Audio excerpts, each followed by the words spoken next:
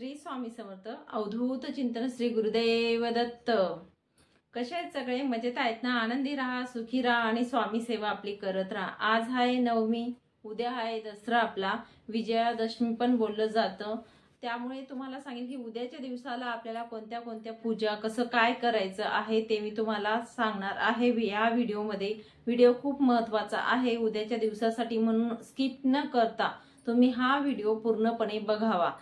तर एक उपाय आहे छोटासा, तो उपायही मी सांगणार आहे। वडिलांनी मुलांसाठी कोणती सेवा करायची तीही मी याच व्हिडिओमध्ये टाकणार आहे, तर नक्कीच व्हिडिओ पूर्णपणे बघावा असं मी तुम्हाला आधीच सांगेल।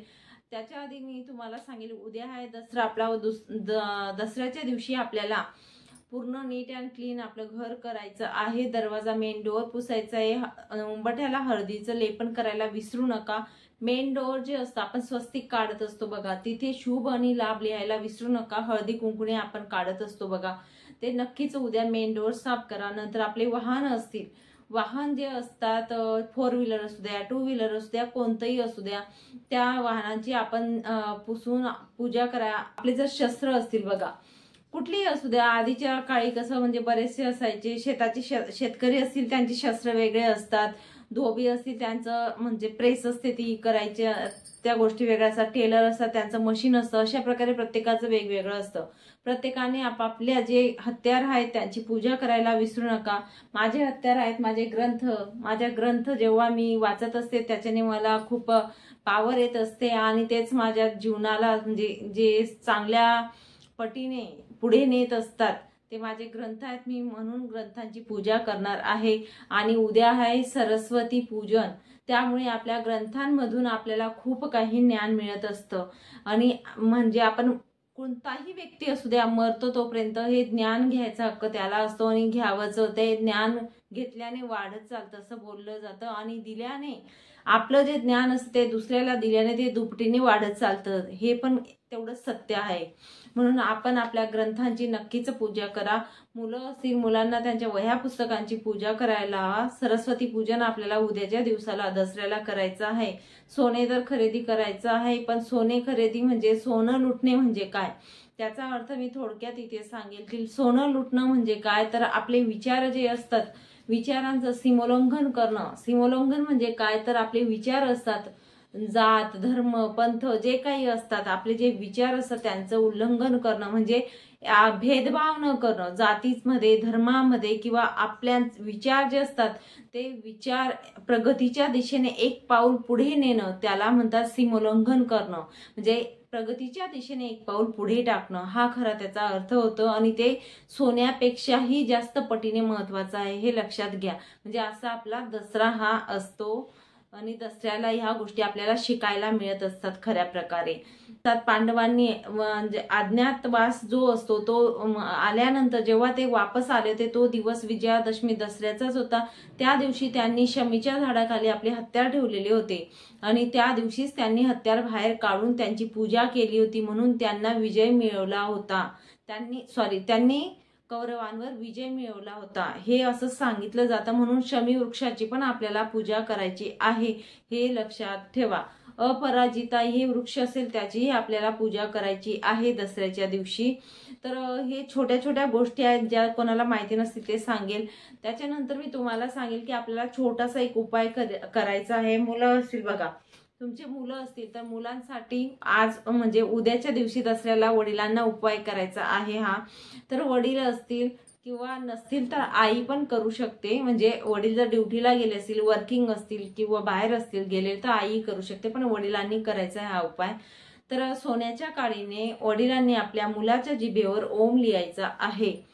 तर ओम लिहायचा आहे आपण दर्भाच्या काडीने किंवा सोन्याच्या काडीने लिहत असतो। जसं पंचमीला आपण लिहत असतो, आई जी असते ती लिहत असते, एम लिहत असते, तसंच वडिलांनी ओम लिहायचा असतो।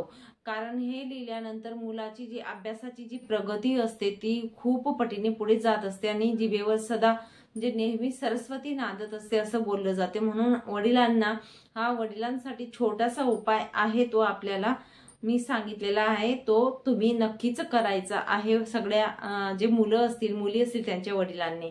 तर आता आपल्याला सरस्वती पूजन कसं करायचं ते मी तुम्हाला थोडक्यात सांगणार आहे. त्याच्यानंतर एक उपाय आहे तो पण तुम्हाला मी सांगणार आहे. मुलांच्या प्रगतीसाठी, अभ्यासासाठी कोणते मंत्र आहेत ते तुम्हाला नक्कीच पुढे सांगते. एक डिशमध्ये तांदूळ घ्यायचे ताटात आणि मोठ्या भांड्यामध्ये, आणि त्याच्यात आपल्याला ते मंत्र लिहून घ्यायचे मुलांकडून. तर अशा प्रकारे मी तुम्हाला सांगते आता पूजा कशी करायची, काय करायची ते. चला मग. तर अशा प्रकारे मी इथे ग्रंथ ठेवलेले आहेत, माझे जे ग्रंथ आहेत ते. कारण ग्रंथ हेच माझे हत्यार आहेत असं म्हणायला काही हरकत नाही. या ग्रंथांमधूनच मला ज्ञान मिळत असतं, सर्व काही मिळत असतं. याच्याने मला ज्ञान मिळतं आणि ते मी तुमच्यापर्यंत कुठेतरी मला जे काही आत्मसात होत असतं ते मी तुमच्यापर्यंत थोडक्यात पोहोचवण्याचा प्रयत्न करत असते. तर असे आपल्याला ग्रंथ ठेवायचे आहेत. हे मुलाची बुक्स आहेत बाकी, तर इथे ठेवलेले आहेत. मी उद्या त्याला सांगेल पूजा करायचा. मुलांची पुस्तकं जे असतील मी तुम्हाला सांगेल की मुलांच्या पुस्तकांची पूजा मुलांनाच करू द्या, कारण तेव्हा त्यांना म्हणजे थोडं ज्ञान वाढतं आणि त्यांना पण थोडं कळायला लागतात ह्या गोष्टी. त्यामुळे लहान असतील मुलं तरीही चालेल, पण त्यांना पूजा करायला सांगा, कारण त्यांनाही हा दिवस खूप वेगळा वाटेल आणि कुठेतरी त्यांच्या मनात रिस्पेक्ट तयार होईल पुस्तकांविषयी, तेच सांगेल. तर सरस्वती मातेचा जो हा चिन्ह आहे हा तयार केलेला आहे मी. माझ्या घरी कायम असतो ठेवलेला मुलाच्या टेबलावरती. त्याच्या खाली ओम नमो सरस्वते नमः असं लिहिलेलं आहे. मी छोटेचे माझे आहेत हे स्तोत्रांचे पुस्तकं हे मी वरती ठेवलेले आहेत, छोटे छोटे जे विष्णू सहस्त्रनाम झालं हे, आणि नंतर मग खाली असे ठेवलेले आहेत. अशा प्रकारे आपल्याला ग्रंथ ठेवायचे असतील आपले ते ठेवू शकता. मुलांची पुस्तकं बाजूला ठेवा. त्यांना हळदी कुंकू आपल्याला वाहायचं आहे. अशा प्रकारे हळदी कुंकू आपण सगळ्या पुस्तकांना हळदी कुंकू व्हायचं आहे. सरस्वती माता जे आपण इथे काढलेली आहे, चिन्ह काढलेले आहे, त्यांची पूजा करायची आहे, त्यांना फुलं व्हायची आहेत. अशा प्रकारे या प्रकारे आपल्याला पूजा करायची आहे आणि सरस्वती मातेला प्रार्थना करायची आहे इथे की हे सरस्वती माता माझ्या मुलांना बुद्धी द्या, तुम्ही सदैव त्यांच्या जिभेवर वास करा, असं सरस्वती मातेला आपण इथे प्रार्थना करायची आहे. आणि मला स्वतःला आपल्या स्वतःसाठीही आपण बोलायचं आहे. तर या प्रकारे आपल्याला सरस्वती मातेची पूजा करायची आहे. हे ग्रंथ आहेत आपले, जेवढे काही ग्रंथ असतील. माझ्याकडे भागवत ग्रंथ आहे मोठा जो आपण केला होता अधिकमध्ये, त्याची सगळे पुस्तक आपण व्यवस्थित नीट ठेवायचे आहेत. गुरुचरित्र झालं, सगळ्या ग्रंथांची आपण पूजा करायची आहे. तर एक उपाय बोलली मी तुम्हाला. उपाय कोणता करायचा आहे तर आपल्याला तांदूळ घ्यायचे. तांदूळ घेतल्यानंतर तांदूळच्या मध्ये आपल्याला एक मंत्र लिहून घ्यायचा आहे मुलांना काढता आला तर ठीक आहे. मुलं लहान असतील तुमचे नाही लिहिता आलं त्यांना तर आपण स्वतः लिहिला अगदी तरीही चालेल, पण मी सांगेन मुलांना करू द्या. नाही करता आलं तेव्हा आपण करायचं. दिसतंय तुम्हाला.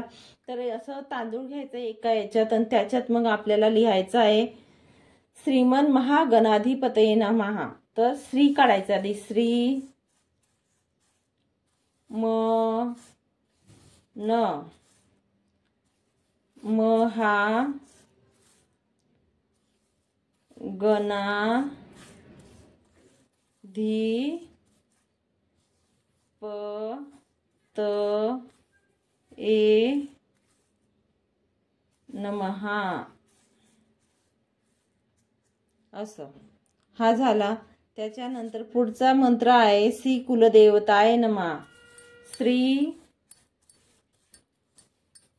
कुल देवताये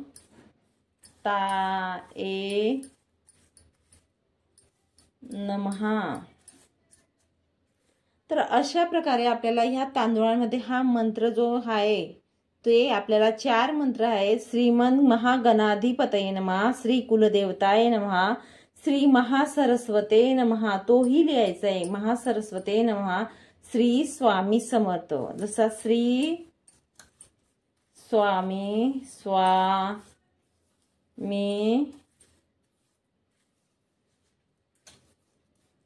समर्थ अशा प्रकारे आपल्याला मंत्र लिहायचे. आणि हे जे तांदूळ हे इथे ठेवून द्यायचे, यांची पण पूजा करायची आपण. त्याच्यानंतर हे तांदूळ आपल्या जे वापरतो आपण आपल्या घरातील तांदूळ असेल, धान्य असेल, त्याच्यात हे तांदूळ टाकायचे आहेत. या प्रकारे आपल्याला सरस्वती पूजन उद्याच्या दिवसाला दसऱ्याला करायचं आहे. हे अशा प्रकारे आपल्याला जी दसऱ्याच्या दिवशी पूजा करायची ही सगळी काही व्यवस्थित करून घ्यायची आहे. आणि मी तेच सांगेन तुम्हाला, जर तुमच्या मुलाला नाही लिहिता वाचता येत तर तुम्ही स्वतःही काढलेले मंत्र तरीही चालतील, काही एक हरकत नाही. जे तांदूळ असतील ते पूजेच्या ठिकाणी ठेवलेले आपण ते तांदूळ आपण आपल्या धान्यामध्ये टाकून द्यायचे आहेत, हे लक्षात घ्या. या प्रकारे आपल्याला उद्या सगळ्यांनी सरस्वती पूजन जे आहे ते आपल्या घरात करायचं आहे. मुलांकडून नक्कीच करून घ्या, हे मी तुम्हाला सांगेन. जे सरस्वती मातेचं माझं जे मी बनवलेलं आहे ते मागच्या वर्षाचंच आहे आणि मी ते कायम ठेवत असते, ना ते विसर्जन करते ना काही करत. ते माझं जे मुलाचं जे टेबल असतो तिथे मी ठेवत असते नेहमी. मागच्या वर्षाचं आहे तेच मी कंटिन्यू करत असते. सरस्वती मातेची म्हणजे जे चिन्ह असतं आपलं, तो मी मुलाच्या टेबलावरच ठेवत असते आणि तोच मी आता तुम्हाला दाखवला, तोच आहे तो. तर या प्रकारे आपण म्हणजे करू शकतो. आणि मुलांना पण मग म्हणजे रिस्पेक्ट असते ती विद्या वाढण्यासाठी. तर ह्या गोष्टी केल्याने त्यांना पण वह्या पुस्तकं जे असतात त्यांची किंमत कळत असते, त्याच्यामधून त्यांना ज्ञान आत्मसात होत असतं, हे नक्कीच असतं. पण त्यांची ती इज्जत करायला शिकत असतात, म्हणजे त्यांचं रिस्पेक्टफुली वागायला शिकतात. म्हणजे लहानपणापासूनच आपण ह्या गोष्टी शिकवल्यात. तर चला मग इथेच थांबते, नंतर अजून भेटेल पुढच्या व्हिडिओमध्ये नवीन माहितीसोबत, नवीन विषयासोबत. तोपर्यंत श्री स्वामी समर्थ. अवधूत चिंतन. श्री गुरुदेव दत्त. व्हिडिओ आवडला असेल तर लाईक करा, शेअर करा आणि सबस्क्राईब करा.